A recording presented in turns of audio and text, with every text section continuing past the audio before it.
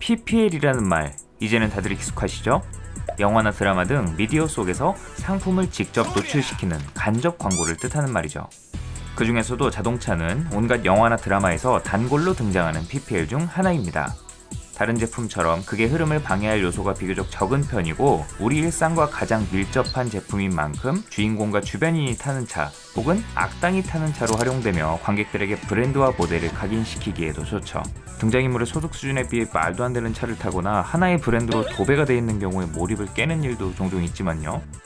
다들 기억에 남는 자동차 PPL 하나쯤은 있으실 텐데요. 앞서 몇 편을 진행하면서 일부 사례들을 짧게 소개해드리기도 했는데 유독 제 머릿속에서 잊혀지지 않는 모델이 하나 있습니다. 지금에야 모터쇼나 신차 발표회라는 의리의리한 행사가 익숙하지만 잼민이 시절 저에게는 그저 먼 나라 이야기일 뿐이었습니다. 그래서인지 오늘 소개할 이 차의 첫 등장이 더욱 신선하게 다가왔죠. K 시리즈의 첫 번째 모델이자 등장과 함께 젊은 아빠들의 마음을 사로잡았던 차, 기아차를 지금의 디자인 맛집으로 만든 개국 공신. 이번 시간에는 기아의 준대형 세단 K7에 대해 알아보겠습니다.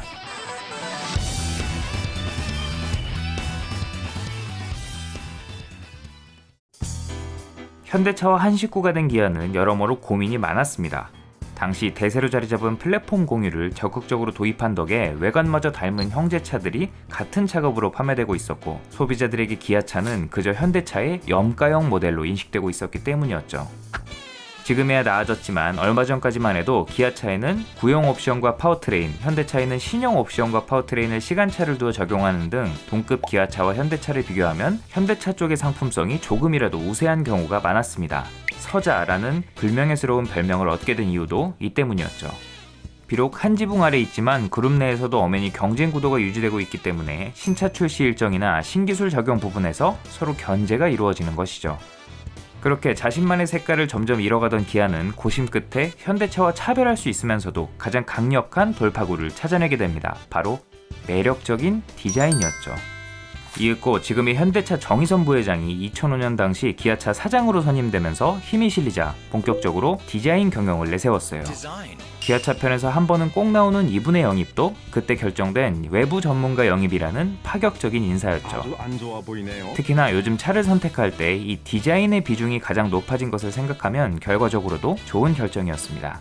K5가 YF 소나타를 판매량으로 이겼을 때 왜를 묻는 사람들이 딱히 없었던 것만 봐도요. 포텐샤 이후 맥이 끊어진 기아차의 준대형차 진출 소식에 많은 사람들이 기대했습니다. 앞서 2003년 출시된 오피러스의 하위 트림이 이 자리를 맡고 있었지만 원래라면 다이너스티의 후속 차종으로 출시되었을 모델을 넘겨받은 것이었기에 젊은 감각을 내세웠던 당시 기아와는 왠지 결이 맞지 않는 차였죠. 체급도 가격도 중형차 로체와는 간극이 아주 컸고요. 특히 소득이 증가함에 따라 대형차 수요가 점점 늘어가는데 로체를 타던 소비자들이 다음 차로 오피러스를 선택하는 일은 당연하게도 아주 드물었고 결국 고객 이탈로 이어졌습니다. 기아 입장에서는 새로운 선택지를 제공해야 할 명분이 생긴 것이죠. 여기에 그랜저의 고리타분함에 거부감을 느낀 소비자들이 보다 젊은 감각의 르노 삼성 SM7과 혼다 어코드를 선택한 것도 새로운 준대형 세단 프로젝트 VG가 시작되는데 많은 영향을 미쳤습니다. 마침내 2009년 4월 서울 모터쇼에서 공개된 KND5 VG 컨셉트카는 열띤 기대감에 기름을 부었고 그해 10월 공개된 양산형 모델은 K7이라는 완전히 새로운 이름으로 등장했습니다. 이름부터 뭔가 다르게 가겠다는 느낌은 명확하죠. 차명인 K7의 K는 기아, 코리아, 강함을 뜻하는 그리스어 크라토스, 운동성을 의미하는 키네틱의 앞글자를 따왔고 아시다시피 이후 출시된 기아차의 주력 세단 라인업에 적용됐습니다. 뒤에는 차급을 의미하는 숫자 7을 넣어 대형 세단임을 나타냈죠. K7으로 시작된 기아차의 세단 라인업 K 시리즈는 동급 현대차와 완벽히 차별화되는 디자인과 맞물려 시장에서 기아차의 존재감을 키우는데 확실한 역할을 했습니다. 확실히 포르테, 로체에 비하면 임팩트가 있었어요. 디자인 경영을 내세운 이후 기아차의 디자인은 말 그대로 드라마틱한 변화를 이뤄냈습니다. 그 중에서도 이 K7은 기아차 디자인 경영의 정점이었죠. 물론 1년 후 이게 튀어나오기 전 얘기죠. VG 컨셉트카를 거의 그대로 이식한 외관은 당시로서는 파격 그 자체였습니다. 특히 대부분의 소비가 중장년층에서 이루어지는 준대형 차급을 고려하면 더욱 그랬죠. 전면부는 기아차가 패밀리룩으로 내세웠던 호랑이 코 그릴을 중심으로 날렵한 헤드램프와 범퍼 디자인이 맹수를 연상시키는 공격적인 인상이었습니다. 여기에 당시에는 생소했던 LED 포지셔닝 램프가 세대 교체를 상징하듯 신선한 느낌을 더했죠. 하위 트림은 크롬 베젤 헤드램프와 세로형 그릴로 깡통 느낌 색다른 인상을 주기도 했습니다. 스포티한 전면부의 인상은 측면에서 그대로 이어졌습니다. 마치 먹잇감을 발견한 맹수가 튀어나가기 전 자세를 낮추듯 쐐기형으로 빚은 차체는 그동안의 국산 대형 세단에서는 찾아보기 힘든 구성이었어요. 여기에 휠하우스를 가득 채우는 18인치 알루미늄 휠은 수입차에 비해 어딘가 부족해 보였던 국산차의 2%를 채워 넣으며 드디어 수입차에도 뒤지지 않는 폼을 만들어냈습니다. 속된 말로 짜세가 나는 차였죠. 여담으로 이 멀티스포크 타입의 18인치 휠은 제네시스 쿠페의 19인치 휠과 함께 만능 휠로 불리며 애프터마켓에서 많은 사랑을 받았습니다. 웬만한 차에는 어울리는 준수한 디자인인데다가 순정 부품이었기 때문에 호환성도 좋고 구하기도 쉬웠죠. 후면부도 남달랐습니다. 날카로운 LED 테일램프가 시선을 사로잡았고 듀얼 머플러는 메리평 머플러 팁으로 최신 트렌드에 발맞췄습니다. 또 뒤로 갈수록 치켜 올라가는 캐릭터 라인과 높게 배치된 리어 램프로 자칫 붕 떠 보일 수도 있었지만 범퍼를 가로지르는 두꺼운 크롬 라인을 더해 균형을 잡은 것도 눈에 띄는 디테일이었습니다. 어딘가 본 것 같은 기시감이 드는 것은 이분을 내세우면 대부분 해결됐어요. 차체 크기도 그랜저 TG는 물론 나중에 출시된 HG를 상회할 정도로 커서 대형 세단에 걸맞는 듬직한 덩치를 가졌지만 스포츠 세단을 추구하는 차들이 의뢰 그렇듯 육안으로는 실제 사이즈보다는 조금 작아 보였습니다. 덕분에 대형 세단 특유의 무겁고 둔한 인상보다는 잘 달릴 것 같은 날렵한 인상이었죠. 실내 역시 외관의 날카로운 인상과 젊은 감각을 그대로 품었습니다. 기아차의 브랜드 컬러인 붉은 조명을 메인으로 곳곳에 꺽쇠 형태의 각을 세워 숫자 7을 연상시켰고 고급 나파 가죽 시트, 대형차임에도 우드그레인보다는 금속과 블랙 하이그로시 장식으로 마감해 고급감과 도시적인 느낌을 동시에 챙긴 것도 색다른 고급차를 원했던 소비자들에게 좋은 반응을 얻었죠. 당시 유행어로 나름 엣지 있게 꾸며진 인테리어였습니다. 특히 아이보리를 넘어 아예 새하얀 시트로 꾸며진 실내를 실물로 봤을 때 느낌은 신세계 거대한 Y자를 이루는 대시보드, 특히 층을 나눠 입체감이 돋보이는 크래쉬 패드 디자인은 지금 봐도 독특한 구성이죠. 갈라진 틈은 번쩍이는 크롬 라인을 넣어 강조했고 밤에는 붉은색의 간접 조명을 더해 고급스러운 분위기를 연출했습니다.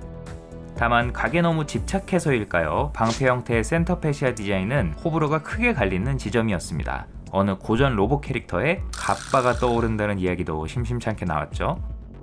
번쩍이는 하이그로시 패널 위에 SM7처럼 수많은 버튼을 나열했는데 직사각형과 원형, 사다리꼴이 여기저기 흩어져 있어 다소 산만해 보인다는 지적이 많았어요. 그래도 일자 형태의 부츠 타입 기어 레버와 덮개를 더한 수납 공간으로 마감한 센터 페시아 하단은 지금 봐도 깔끔한 인상이었습니다. 여기에 컬러 LCD 정보창을 더한 계기판, 12개 스피커의 JBL 사운드 시스템, 전방 카메라, 현재 유보의 전신이라고 볼 수 있는 모젠을 적용한 대화면 DVD 내비게이션과 열선 스티어링 휠 및 앞좌석 통풍 시트 등 고급차다운 호화 옵션으로 채웠죠. 차선 이탈 경보와 타이어 공기압 경보 장치 등 플래그십 세단에나 있었던 안전 사양을 챙긴 것도 좋은 부분이었습니다. 당시 대세로 자리 잡은 파노라마 선루프를 추가해 개방감을 높였고 선루프가 빠진 모델에는 관광버스에서나 보던 대형 루프 조명을 달아 야간 운행 시 색다른 즐거움을 준 것도 신선했죠. 넉넉한 차체 크기 덕분에 앞좌석과 뒷좌석 모두 공간에 대한 불만 역시 전혀 없었죠. 다만 대형차임에도 패밀리카의 필수 덕목인 뒷좌석 열선 시트를 상위 등급 프레스티지에 나가야 추가할 수 있었고 하위 모델은 선택조차 할 수 없어 볼멘 소리가 나오기도 했습니다. 옵션질은 역시 한결같네요. 파워트레인은 4기통 2.4L 세타 가솔린 엔진과 V6 2.7L 뮤 가솔린 엔진과 LPI 엔진을 탑재해 기존에 판매되던 그랜저 TG와 겹쳤지만 3.5L로 배기량을 키운 V6 람다 가솔린 엔진을 더해 그랜저보다 출력 면에서 앞섰습니다. 변속기는 모두 6단 자동 변속기를 맞물려 동급에서 효율도 가장 뛰어났어요. 판매량의 대부분을 차지했던 2.4와 2.7L 모델은 앞서 그랜저에서 충분히 검증된 파워트레인이었고 무난한 출력과 연비, 정숙성을 제공했지만 공격적인 외관에 비해 만족스러운 힘을 선사하지 못했습니다. 진가는 3.5L 모델에서 발휘됐죠. 평소에는 부드럽지만 엑셀에 힘을 실으면 거대한 차체를 시원하게 밀어붙였습니다. 특히 운동 성능에 초점을 맞춘 단단한 하체는 기존의 국산 고급차와 비교하면 색다른 감각이었는데 주행 환경에 따라 감쇄력을 조절할 수 있는 전자제어 서스펜션까지 탑재해 기아차의 하체 세팅 능력이 한 단계 진보했다는 평가가 주를 이뤘죠. 하지만 지금에야 독일차 중심의 탄탄한 하체가 환영받고 있지만 당시만 해도 고급차의 덕목은 출렁이듯 부드러운 승차감이었기 때문에 주 소비자인 대부분의 중장년층에게는 그저 딱딱하고 불편한 승차감일 뿐이었습니다. 결국 일부 매니아만 찾는 사양이 됐고 이후 연식 변경 모델을 출시하며 슬쩍 빠져버렸습니다. 교체 비용도 일반 서스펜션에 비하면 비쌌기 때문에 탈거 후 일반형 서스펜션으로 다운그레이드하거나 아예 애프터마켓 제품을 장착하는 경우도 있었죠. 2011년 2월에는 파워트레인을 변경하고 상품성을 보강한 연식 변경 모델 더 프레스티지 K7을 출시했습니다. 앞서 그랜저가 5세대 HG로 거듭나면서 파워트레인에 GDI 기술을 적용한 것에 발맞춰 기존의 가솔린과 LPI 엔진을 그랜저와 동일한 2.4, 3.0L 모델로 변경해 출력과 연비를 개선한 것이 가장 핵심적인 변화였죠. 또 기존 유압식 스티어링 시스템을 전자식으로 변경했고 딱딱하다고 지적받던 서스펜션 세팅을 손봐 이전보다 조금은 부드러워졌습니다. 외관은 기존의 디자인이 워낙에 좋은 평가를 받고 있어 딱히 고칠 건 없었지만 이전에 노골적으로 티를 냈던 하위 트림의 크롬 베젤 헤드램프와 그릴을 검게 칠해 인상이 한결 나아졌습니다. 실내 역시 디자인의 변화는 없었지만 상위 트림에 집중돼 있던 편의사양을 하위 트림에도 확대 적용했고 폭넓게 쓰였던 블랙 하이그로시가 처음에나 좋지 스크래치와 먼지, 지문 등 관리에 불편을 겪는 소비자가 많다는 것을 반영해 무광 소재로 변경했습니다. 또 오토홀드가 포함된 전자식 주차 브레이크, 스웨이드 천장 마감, 운전석 마사지 비슷한 기능을 추가하는 등 신형 그랜저에 대응하기 위해 상품성을 보강했죠. 쓴 소리를 들었던 뒷좌석 열선 시트도 드디어 중간 등급으로 내려왔어요. 전반적으로 소비자의 피드백을 적극적으로 반영해 내실을 다진 모델이었습니다. 또 얼마 뒤에는 최상위 V6 3.3L GDI 모델을 신설해 이전 3.5L 모델의 넉넉한 성능을 원했던 소비자들에게 어필했고 수입차와 경쟁차의 3.5L 모델에 대응하기도 했죠.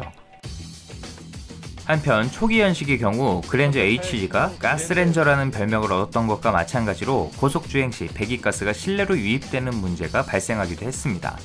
소비자의 건강과 직결되는 부분이었지만 리콜이 아닌 무상 수리로 대응해 많은 지적을 받았죠. 또 2.7L 모델은 주행거리에 따라 엔진 부품의 하나인 밸브 리프터, 탭핏에 유격이 생겨 딱딱딱 소음이 나는 고질병이 있었는데 같은 뮤 엔진을 사용하는 그랜저 TG에서도 동일하게 발생했던 문제였죠. 수리를 통해 탭핏을 교체하면 해결이 가능했습니다. 아시다시피 문제는 GDI 엔진들이었는데 후기형 GDI 엔진의 내구성 문제는 지금처럼 크게 알려지진 않았었죠. 출시 3년 후인 2012년 11월에는 페이스리프트 모델 더 뉴 K7이 출시됐습니다. 기아차 패밀리룩의 중심 모델인 만큼 전면부는 앞서 출시된 기아차의 후륜구동 플래그십 세단 K9과 유사한 형태로 수정돼 이전에 찔릴 듯 날카로운 이미지에서 한결 부드러운 인상이 됐습니다. 특히 쐐기형에서 뭉툭하게 수정된 헤드램프와 범퍼 디자인이 달라진 분위기를 주도했고 새롭게 추가된 LED 주간주행 등이 더해져 대낮에도 존재감을 뽐냈죠. 페이스리프트 모델인 만큼 측면의 변화는 거의 없었지만 휠 디자인을 작은 것부터 큰 것까지 몽땅 멀티 스포크 휠로 도배했고 스포츠카나 고성능 차에서 볼 수 있는 방열구를 모방한 핸드 장식을 넣어 스포티한 인상을 이어갔습니다. 후면부도 변화가 눈에 띄었는데 부드럽게 수정된 헤드램프에 발맞춰 모서리를 단정하게 다듬고 면발광을 더한 LED 테일램프는 K3, 아우디의 신형 모델을 닮아 세련된 분위기였습니다. 메리평 머플러 팁도 이전의 사각형에서 타원형으로 변경했고 이전의 두꺼운 크롬바는 두께를 줄여 무게감을 덜어냈죠. 전반적으로 젊은 감각은 유지하면서도 전작에 비해 이미지가 많이 중후해졌습니다. 호랑이에서 리트리버가 된 듯 갑작스레 부드러워진 디자인으로 일부 호불호가 갈리기도 했지만 대체적으로 매력있다는 반응이 주를 이뤘죠. 소나타를 따라 신형으로 거듭나면서 파격적으로 달라진 그랜저와는 정반대의 행보라 오히려 K7이 단정해 보이기까지 했죠. 변화는 외관에서 멈추지 않았습니다. 실내 역시 거의 신차 수준으로 변했어요. 드디어 마징가 갑옷을 벗은 센터페시아는 이전에 난잡했던 기능들을 수평 기조로 깔끔하게 정리해 K9 못지않은 단정하고 고급스러운 분위기로 거듭났습니다. 고급차의 트레이드마크인 아날로그 시계가 추가된 것도 눈길을 끌었죠. 아날로그와 디지털이 결합된 형태의 계기판을 적용해 차량에 필요한 각종 정보를 손쉽게 확인할 수 있었고 8인치로 통합한 내비게이션에 어라운드 뷰, 스마트폰으로 원격 시동, 온도 조절 등을 할 수 있는 텔레매틱스 시스템 유보를 추가한 것도 좋은 구성이었습니다. 이전에는 배척하던 우드그레인을 폭넓게 사용했고 부담스러운 화이트와 무난의 극치 블랙 두 가지밖에 없어 사실상 선택지가 하나였던 내장 색상에 새로운 베이지 컬러를 추가해 선택의 폭을 넓혔습니다. 큰 틀은 그대로였지만 이전에 지적받던 디자인 요소를 다듬고 탑승객의 시선이 머무는 곳을 개선해 변화가 확실히 체감되는 잘된 페이스리프트였죠. 외관과 마찬가지로 실내도 고급감과 중후함을 더해 많이 단정해진 느낌이었는데 이때부터 그랜저와 포지션을 서로 바꾼 게 아닐까 의심이 들 정도였어요. 파워트레인은 직전에 변경된 GDI 파워트레인을 그대로 유지했고 초기보다는 부드러워졌다고는 하지만 동급 대비 단단한 승차감도 여전했습니다. 대신 시트에 진동 알림 기능을 더한 차선 이탈 경보와 후측방 경보, 차간거리 조절과 완전 정체를 지원하는 어드밴스드 크루즈 컨트롤을 적용하는 등 주행 안전 및 편의 사양이 크게 개선됐습니다. 3.3L 모델은 전자제어 서스펜션이 다시 부활했어요. 또 파워트레인 변화는 거의 없어 아쉬워하는 분들을 위해 이걸 내놨습니다. 2014년에는 그랜저 HG의 것을 그대로 사용한 2.4L 하이브리드 모델을 내놨습니다. 앞서 출시된 K5 하이브리드 모델과 마찬가지로 700H라는 듣도 보도 못한 모델명으로 출시됐죠. 리터당 16km라는 준수한 연비를 내세웠고 당시 높은 인기를 끌던 수입 디젤 세단과 캠리 하이브리드에 맞섰습니다. 물론 대중적으로 하이브리드의 인기가 지금처럼 높지 않았고 기아차 하이브리드 시스템의 완성도 역시 지금에 비하면 높지 않던 시절이었기 때문에 잘 팔리진 않았지만 수입차에 대한 거부감이나 그랜저의 디자인이 부담스러웠던 소비자들의 선택을 받아 당해 K7 전체 판매량의 약 5분의 1이라는 나름 준수한 판매량을 기록했습니다. 2009년 등장한 1세대 K7은 출시 보름 만에 누적계 약 1만 대를 넘어서는 등 준대형차 시장에서 그야말로 돌풍을 일으켰습니다. 특히 임원 차량 교체 시즌인 연말에 맞춰 출시된 만큼 특유의 스포티한 디자인이 직접 운행하는 일이 많은 젊은 임원진들의 눈길을 사로잡았고 많은 상무급 인사들이 그랜저 대신 이 K7을 선택하는 경우가 많았죠. 그랜저가 보수적인 이미지를 유지해 중장년 소비자에게 어필했지만 젊은 감각을 원했던 소비자들에게는 고리타분하게 다가왔던 것을 K7으로 해소한 셈이었고 이는 기아차와 현대차가 같은 차급에서 서로 상호 보완해 빈틈을 메우고 그룹의 시장 점유율을 높이는 일석이조 효과를 가져왔어요. 그나마 젊은 감각으로 스포츠 세단으로 불릴 만큼 나름의 존재감을 지키던 르노 삼성의 SM7이 신형 뉴아트를 내놓으면서 보수적인 방향으로 회귀한 것도 호재로 작용했습니다. 연식 변경과 페이스리프트를 통해 지속적으로 상품성을 업그레이드해 다양한 소비자의 입맛을 만족시켰고 그 사이 눈에 띄게 늘어난 경쟁 수입차의 공세에도 꿋꿋이 준수한 판매량을 유지했습니다. 그랜저가 TG를 시작으로 그야말로 폭주 기관차 수준으로 독주하는 것은 막아서진 못했지만 20대가 타도 어울리는 스포티한 준대형차로서 그 존재감을 각인시켰죠. 한편 해외에도 진출했는데요. K 시리즈 출시 이후에도 전통적인 모델명을 사용했던 수출 시장에는 기아 카덴차라는 이름으로 판매됐습니다. 차명은 연주의 끝부분에 들어가는 연주자의 화려한 기교를 뜻하는 음악 용어에서 따왔죠. 해외에서도 스포티한 디자인과 뛰어난 가성비로 호평받으며 초기에는 꽤 팔렸지만 이후 판매량이 지속적으로 떨어졌습니다. 애초에 인기가 많지 않은 차급이었고 브랜드 밸류가 크게 작용하는 고급 세단 특성상 당연한 결과였죠. 여담으로 출시를 하기도 전에 인기리에 방영되던 첩보 액션 드라마 아이리스에 PPL로 투입해 소비자들에게 눈도장을 찍은 것도 효과적이었습니다. 가히 노골적인 광고에 가까운 연출이 더해져 기존의 국산차를 뛰어넘는 멋진 차로 기억에 남아있어요.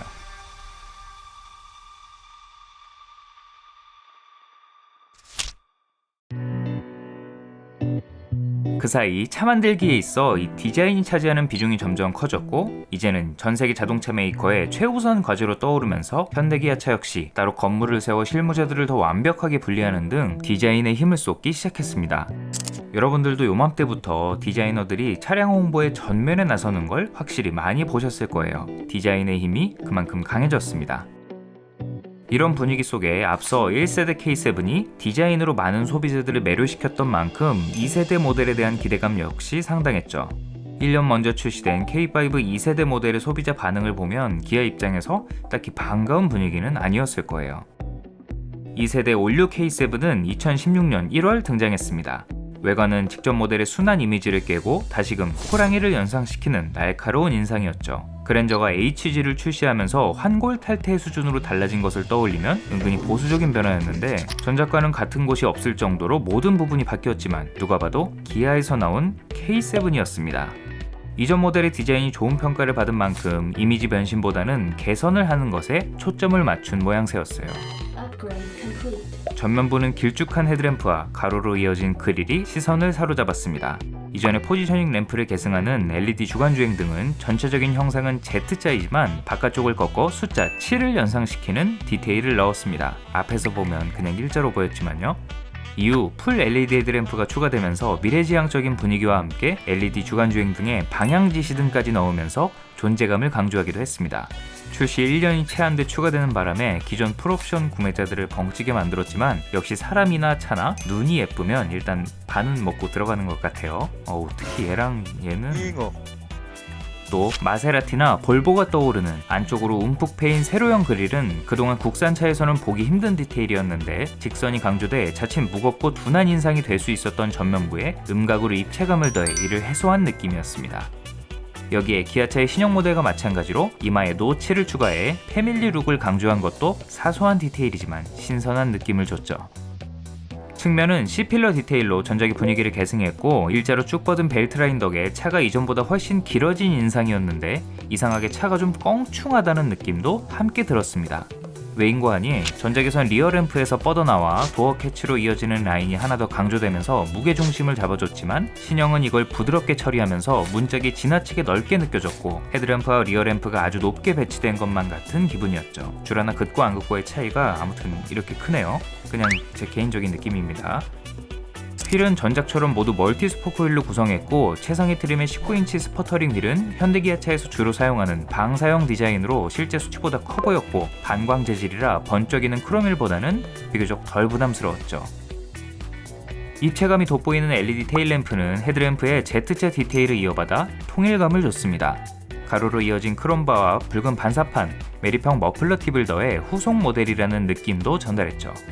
이전에는 트렁크에 있었던 번호판이 범퍼로 이동해 좀 더 중후해진 인상이었는데, 앞에서 말했던 껑충한 느낌이 이어져 차가 세로로 길어 보이기도 했습니다.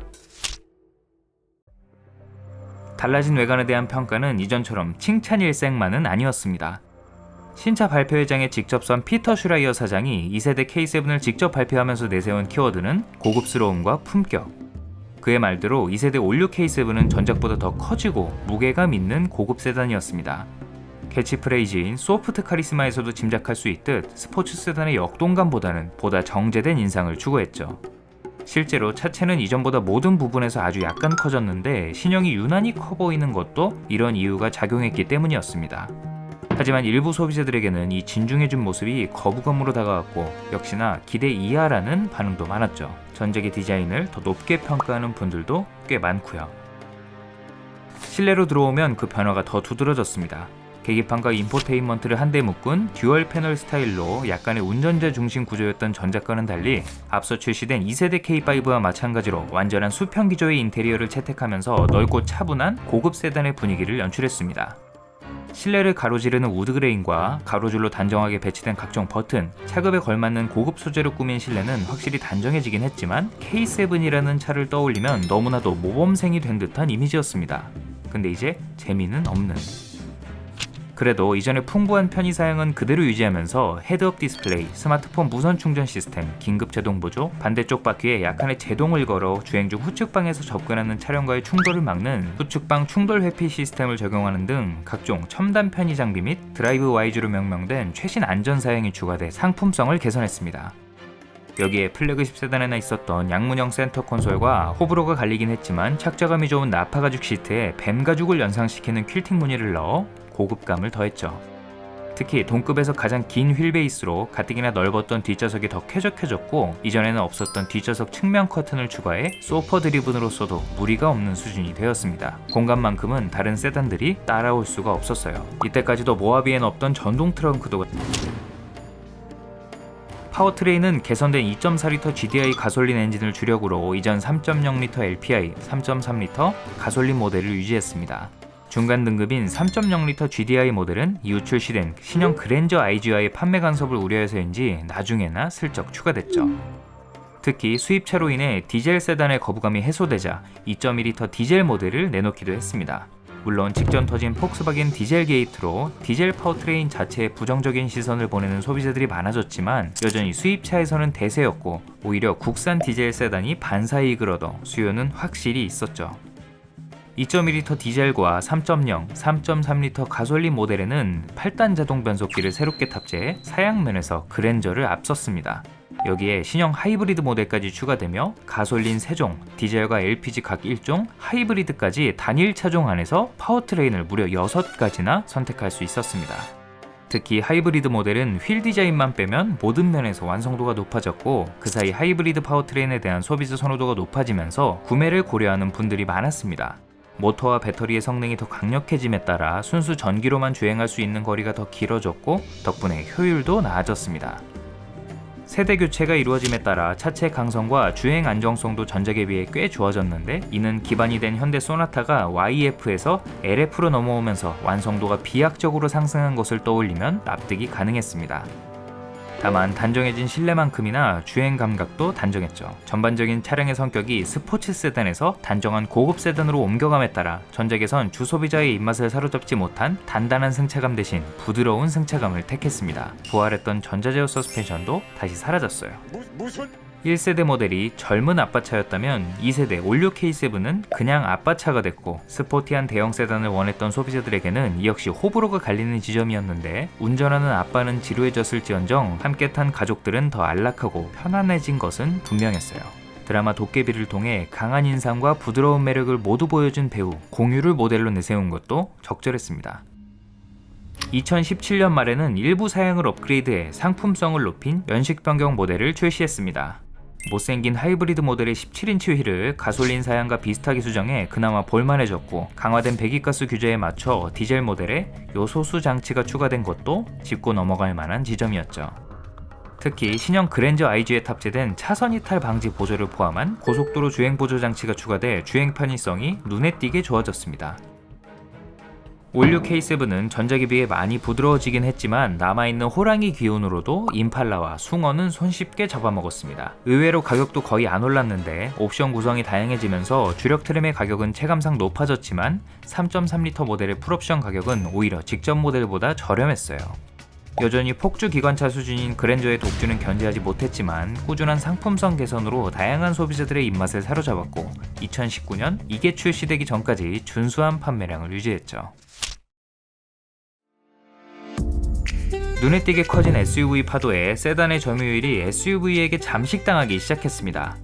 이런 분위기 속에 남아있는 세단들은 소비자의 선택을 받기 위해 존재감을 키울 수밖에 없었어요. SUV가 대체하기 어려운 세단만이 가지는 디자인과 편안함으로 승부를 봐야 했습니다.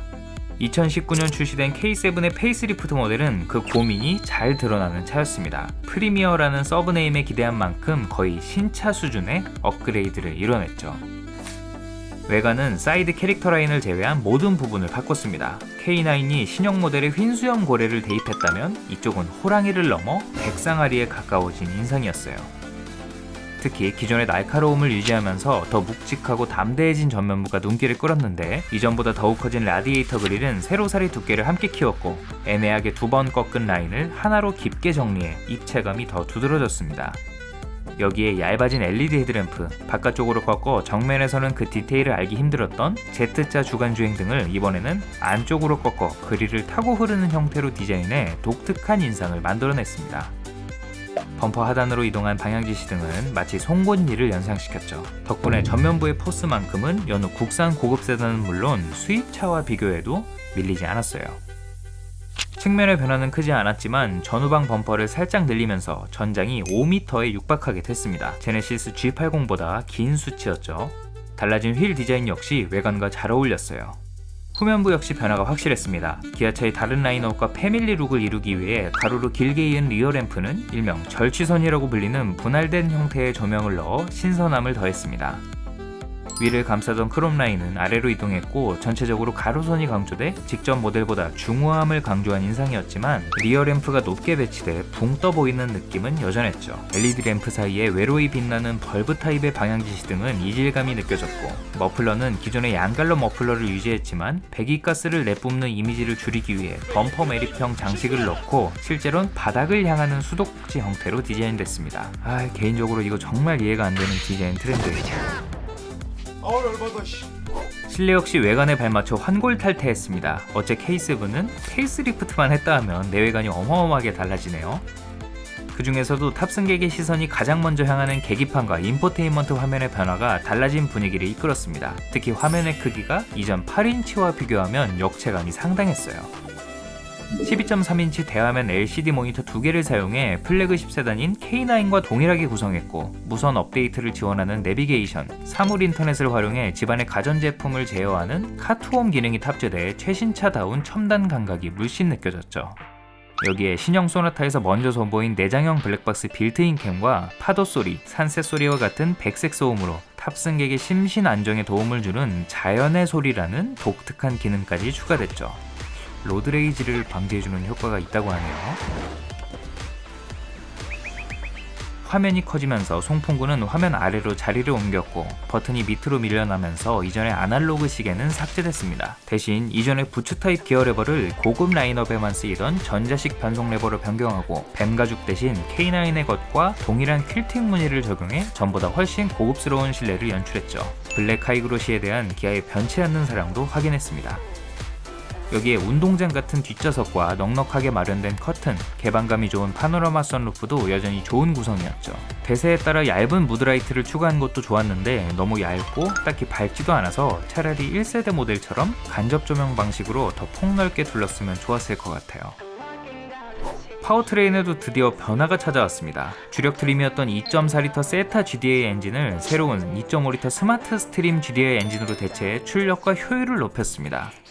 특히 이 엔진은 주행 환경에 따라 간접 분사와 직분사를 선택적으로 사용하는 독특한 엔진이었습니다. 여기에 8단 자동 변속기를 2.5L 모델에도 확대 적용해 배기량이 커졌음에도 연비까지 좋아졌죠. 판매량이 저조했던 3.3L 가솔린 모델은 단종됐지만 기존 3.0L GDI 모델과 LPI, 2.1L 디젤과 하이브리드는 유지해 운행 목적에 따라 여전히 폭넓게 선택할 수 있었습니다.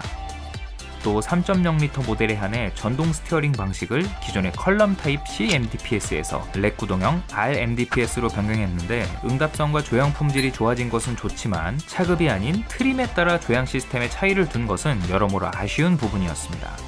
그래도 승차감은 여전히 편안했고 불과 몇 년 사이 보편적인 옵션이 되어버린 주행보조 기능은 볼보의 파일럿 어시스트가 부럽지 않을 만큼 완성도가 높아졌습니다. 여러모로 풀모델 체인지라고 해도 과언이 아닐 만큼 변화폭이 상당한 페이스리프트였죠. 2세대 K7은 기아차의 장기인 빼어난 디자인과 넘칠 듯한 편의 장비, 눈에 띄게 높아진 기본기가 더해져 전작의 인기를 이어 꽤 잘 팔렸습니다. 사전 계약 한 달이 채 안 돼 1만여 대를 돌파했고 이후로도 준수한 성적을 이어갔죠. K7 프리미어가 힘을 보탠 2019년 국내 누적 판매량도 약 5만 5천여 대로 그랜저의 절반에 달했습니다. 보다 중후해진 디자인과 말랑한 승차감으로 차의 성격은 조금 달라졌지만 주 구매층인 중장년층 소비자들에게는 확실히 반응이 좋았습니다. 관용차와 임원용 차량으로도 여전히 인기를 끌었고요. 역시 지갑 여는 분들의 입맛에 맞추는 게 사실 맞죠.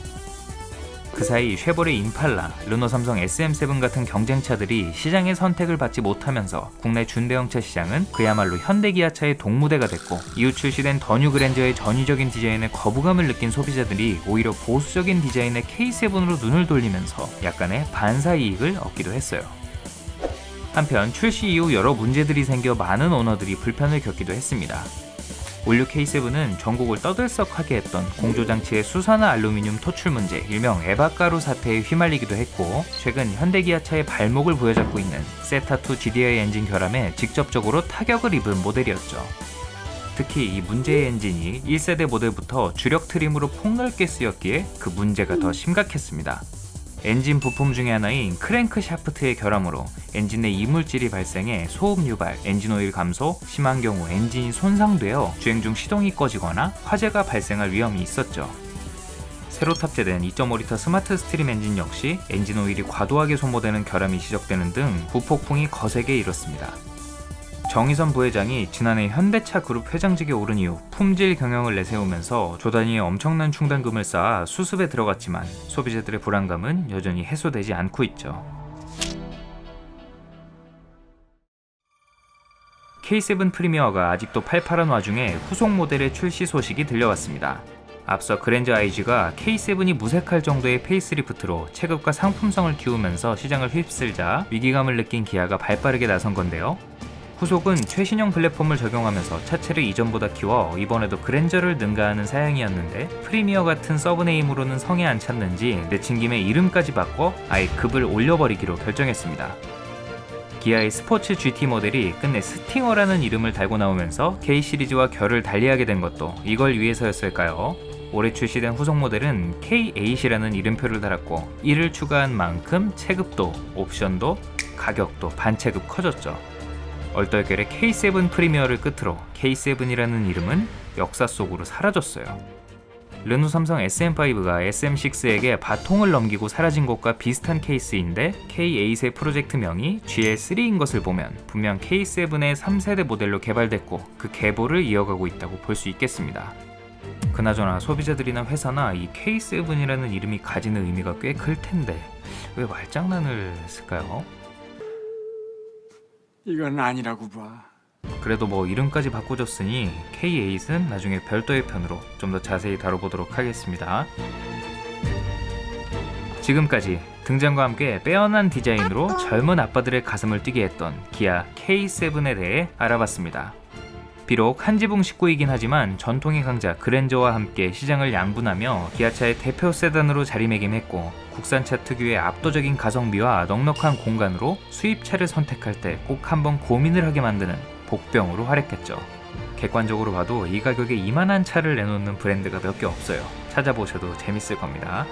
3세대로 거듭나면서 뜬금없이 이름을 바꾸긴 했지만 높아진 가격에도 인기는 여전했습니다. 기아차 전륜구동 라인업의 맏형으로서 든든하게 자리를 지키고 있죠. 파워트레인 내구성에 여전히 의문이 드는 것도 사실이지만 비약적으로 발전하는 것 또한 사실이기에 앞으로의 행보를 좀 더 지켜보고 평가를 해도 좋을 것 같네요. K8은 과연 모던 클래식에 빠진 그랜저를 견제할 수 있을까요? K7이라는 이름도 진짜 이대로 버려지게 되는 걸까요? 그나저나 이 차는 앞으로 어떻게 다음에도 더욱 흥미로운 이야기로 찾아오겠습니다. 사소하지만 궁금한 자동차 이야기 멜론 머스크였습니다.